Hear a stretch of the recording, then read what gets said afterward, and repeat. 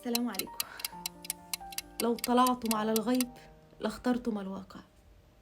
لو اطلعتم على الغيب لاخترتم الواقع. المرة دي أنا عايزة كل الناس اللي زعلانة مكتئبة وموجوعة، اللي اتاخد منه حق، اللي اتظلم، اللي ضاع منه شغله وحاسس ان الدنيا راحت منه، كل حد موجوع ايا كان الوجع ايه. حقيقي انا عايزاه يسمع الحلقة دي. انا كنت فاهمه وبردد كتير لو اطلعتم على الغيب لاخترتم الواقع، بس فاهماها ومدركاها قوي لا ما ادركتهاش. بس حسابات ربنا سبحانه وتعالى دايما مختلفه عن حساباتنا، مختلفه جدا. بنتوجع قوي وبنحس ان الدنيا راحت، وان ليه انا كده، واشمعنى انا مش عارف ايه، وليه اتاخد حقي، وليه اتساب الشغل ده، وليه انا اتظلمت الظلم ده انا عملت عشانه كل حاجه وانا كنت كويسه جدا معاه، ليه ظلمني الظلم ده ووجعني الوجع ده. وبنبكي كتير وبيجي الليل علينا ومخدتنا بتغرقه من دموعنا. بس لو طلعتم على الغيب لاخترتم الواقع. الحقيقه يا جماعه ان حسابات ربنا مختلفه تماما عن حساباتنا. ليه حساباته مختلفه؟ لان هو شايف اللي احنا مش شايفينه. احنا بس شايفين الحلقة الأولى والتانية والتالتة من المسلسل، بس باقي المسلسل ربنا سبحانه وتعالى هو اللي عارفه. هو اللي شايف الحلقة 5 و6 وال10 وال20 وال30، وعلشان شايفهم وعارفهم فمشفق علينا من ده فمنعه. الحقيقة الشغل اللي انت شايف ان هو كان هيجيب لك فلوس كتير واكتر، وان كان بوزيشن حلو قوي ليك، انت مش عارف ان الفلوس الكتير دي كانت ممكن تبقى نقمة عليك وتأذيك، وانها كانت هتحولك لحد ظالم بيظلم وبيفتري، فربنا أشفق عليك من ده. انت ما كنتش عارف ان اللي ظلمك واخد الحاجة اللي خدها منك ده، فانت اتقهرت قوي. هو قربك درجة من ربنا انت عمرك ما كنت هتعرف تقربها، ولكن ربنا قربها لك وخلاك تطلع السلمة دي من دمعة دمعتها بوجع. انت ما تعرفيش ان زوجك ولا خطيبك اللي انت عملتي عشانه كل حاجة في الدنيا طلع شخصية وحشة وظلمك واستغلك وكان انسان وحش جدا. ربنا سبحانه وتعالى عشان بيحبك وعشان هو عارفه كويس قوي وعارف ان شخصية وحشة وان انت حد جميل فبعده عنك. هو شايف الحلقة 20 وال30 من حياة انت مش عارفاها. انت بس شايفة الحلقة التانية والتالتة اللي عمالة تبكي عليها، وليه عمل كده، وحابسة نفسك في الكورنر بتاع في الدايرة بتاعت ان ظلمني، وليه ده انا عملت عشانك كل حاجة، وليه ده انا. بس هو ربنا عارف ان بيعمل كده علشانك. انا ربنا سبحانه وتعالى يسرني ولله الحمد اني اروح بيته قريب، وهناك اتعلمت حاجة خلتني اجيلكوا بالحلقة دي. انا يمكن حساسة زيادة عن اللزوم جدا، فبتوجع لاي حد وما بتمرش عليا اي حاجة. معظم الناس اللي هناك رايحين لعبادة وصلاة بس. انا كنت رايحه لعباده وصلاه وكنت غصب عني مركزه او باخد بالي من الديتيلز شويه، فكنت مركزه مع الناس اللي حواليا، كنت مستغرباهم جدا. هناك ناس من كل حته، من فرنسا ومن تركيا ومن اوروبا، وبيتكلموا بكل اللغات. بهرني قوي اني ابص على يميني الاقي واحده بتبكي قوي قوي قوي، موجوعه قوي، وبتقول له يا رب قوي، وهي تركيا بتتكلم طبعا مش فاهمه هي بتقول ايه، بس هي موجوعه وبتعيط. ابص الناحيه دي الاقي واحده برضو موجوعه وبتتكلم وبتشكي ربنا، وهي بتتكلم بالانجليزي واللي بيتكلموا بكذا، لغات الدنيا كلها متجمعه باوجاعها عند ربنا. فهمت وادركت ان ربنا بيرضيك وبيعرف يرضيك باي شكل بقى، بالزياره ليه، بانه يقربك خطوه ليه، بانه يمكن وجعك قوي عشان عايز يسمع صوتك. ساعات ربنا بيبتليك عشان يلاقيك مش ما قلتش وما دعيتش وبقالك فتره مش بتصلي فبيوجعك علشان تروح تصلي.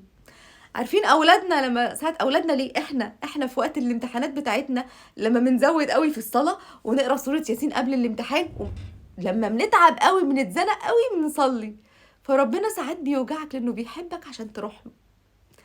فانا بقى وقفت وقفه كده ان ياه، كل الناس دي عندها اوجاع وربنا سمعنا كلنا وبلغتنا، كل واحد باللغه بتاعته ربنا فهمه.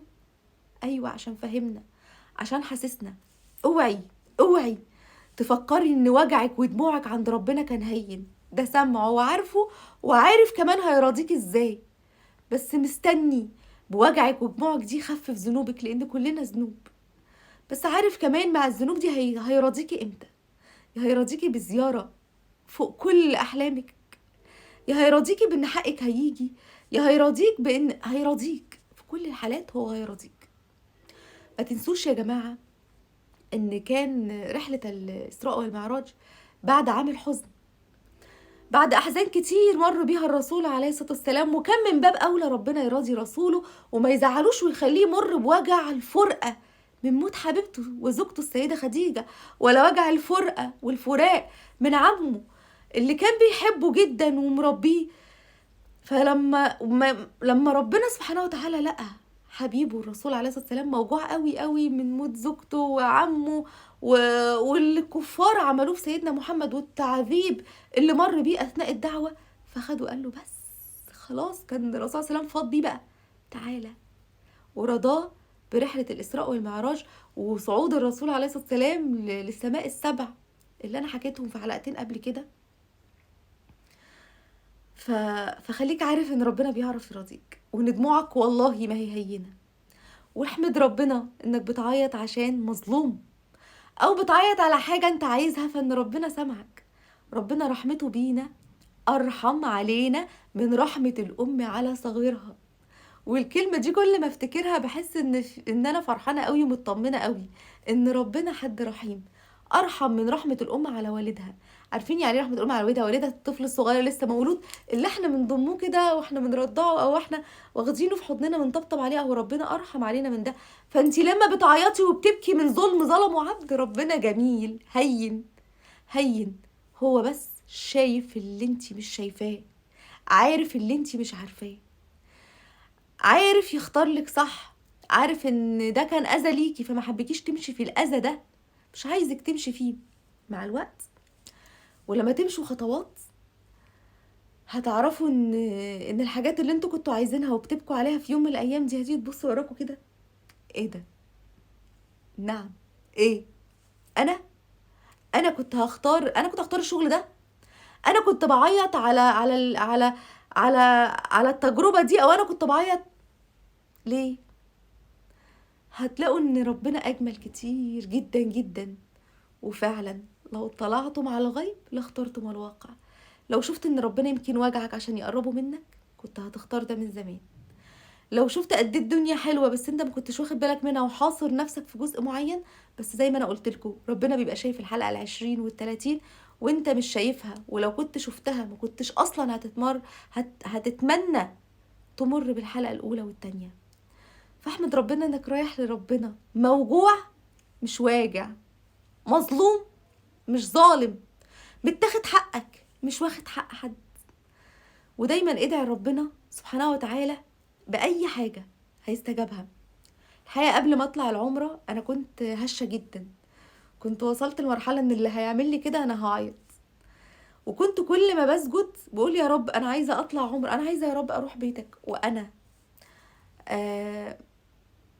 كنت دايما حاسة ان لا دي حاجة بعيدة عني، بس كنت بدعيها وما مليتش ابدا بالدعاء، وكنت بدعيها ببكاء احيانا، لان كنت فعلا حرفيا كنت هشة جدا الفترة دي جدا، كان اي حد يعمل لي اي حاجة كنت ببكي.